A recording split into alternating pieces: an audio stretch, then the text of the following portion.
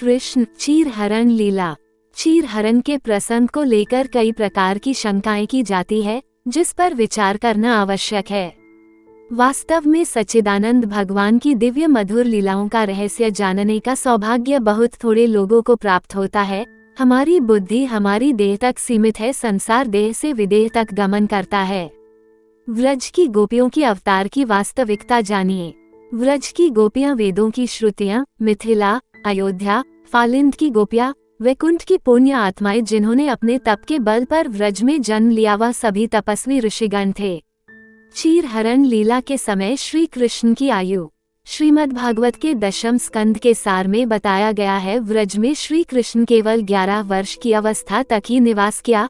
रासलीला समय वह 10 वर्ष के थे, यदि तो चीरहरण लीला के समय उनकी आयु 8 या 9 वर्ष की ही रही होगी।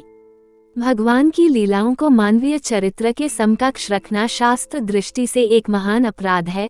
वह बुद्धि स्वयं ही अपना उपहास करती है, जो समस्त बुद्धियों के प्रेरक तथा बुद्धि से अत्यंत परे रहने वाले परमात्मा की दिव्य लीला को अपनी कसौटी पर कसती है।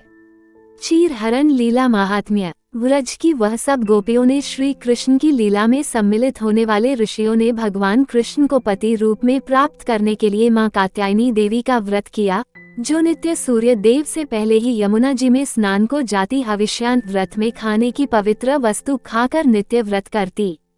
वह नित्य चंदन धूप आदि से भद्रकाली की पूजा करती और उनसे प्रार्थना करती कि श्याम सुंदर उनके पति हो, जो चैतन्य बुद्धि के आधार पर आत्मा से परमात्मा मिलन का सत्य सार है।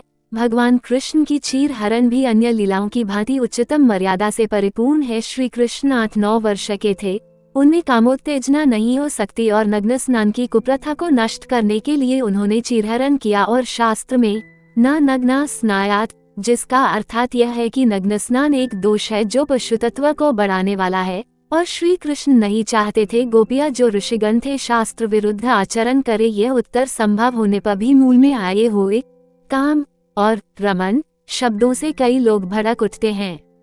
ये केवल शब्द की पकड़ है, जिस पर महात्मा लोग ध्यान नहीं देते। श्रुतियों में और गीता में भी अनेकों बार काम, रमन और रति आदि शब्दों का प्रयोग हुआ है, परंतु वहाँ उनका अश्लील अर्थ नहीं होता।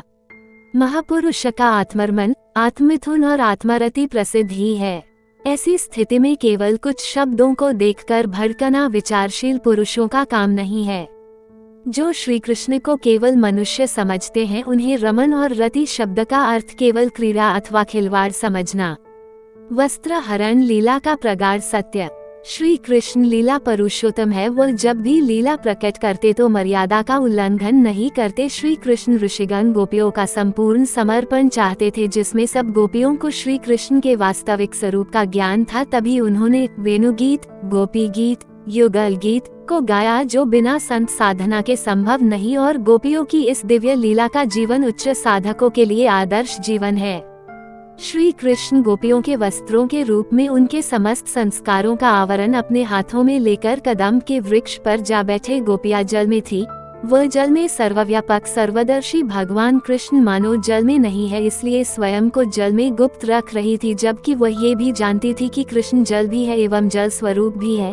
ईश्वर केवल उन्हें अपने समीप बुला रहे थे, जिसके संसार के संस्कार एवं माया का पर्दा हटा शून्य हो जाना भक्ति है, जिसने भगवत प्रेम में उनकी वस्त्रों की सुधी जाती रही एवं लोगों का ध्यान एवं मोह भंग हुआ। वह ना स्वयं को देख पाई ना जगत को, उन्हें केवल श्याम सुंदर के दर्शन हो रहे थे। वह जो 8 वर्ष के दिव्य देहधारी नारायण है, वह जो उनको वर देते हुए कहते हैं तुम्हारी मनोकामना पूर्ण होंगी, जिसमें कोई कामवासना का दूर दूर तक उल्लेख नहीं आया है। इसके उपरांत गोपियों ने अपने वस्त्र धारण किए, जो ईश्वर का प्रसाद स्वरूप हुए, जिसमें कोई अब माया का बंधन नहीं था। वह ज्ञान दर्शन को प्राप्त हो चुकी थी, उनका मुक्ति स्वरूप अब आनंद में बदल चुका था।